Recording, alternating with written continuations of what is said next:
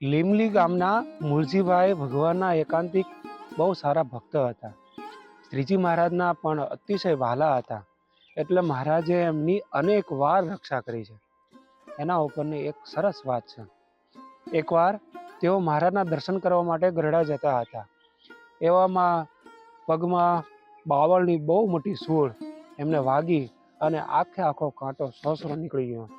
એટલે 15 દિવસ સુધી ભગવાનના દર્શને જવાનું નહીં. પછી જ્યારે સારું થયું ત્યારે મહારાજના દર્શન કરવા માટે ગયા. ત્યારે મહારાજ તો મનુષ્ય ચરિત્ર કરતા હોય એમ બોલ્યા કે મૂળજી, તું વહેલો આવવાનો હતો અને વાર કેમ લાગી? આટલા બધા દિવસ કેમ થયા? ત્યારે મૂળજીભાઈ કહે, મહારાજ, એ પગમાં કાંટો વાગ્યો હતો અને ચલાય એવું નહોતું, એટલે મોડો આવ્યો.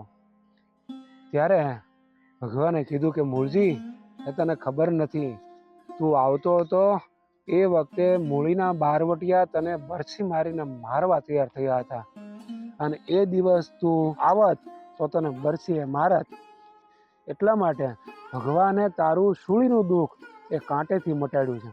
વાલા ભક્તો, આપણે જો ભગવાનના આશ્રિત થઈએ તો ભગવાન તો પોતાના ભક્તોની રક્ષા કરે છે ને કરે જ છે. માટે આપણે પૂર્ણપણે ભગવાનનો દૃઢ વિશ્વાસ રાખીએ, એમનો ભરોસો રાખીએ, તો ભગવાન સતત આપણી રક્ષા કરશે. જય સ્વામિનારાયણ.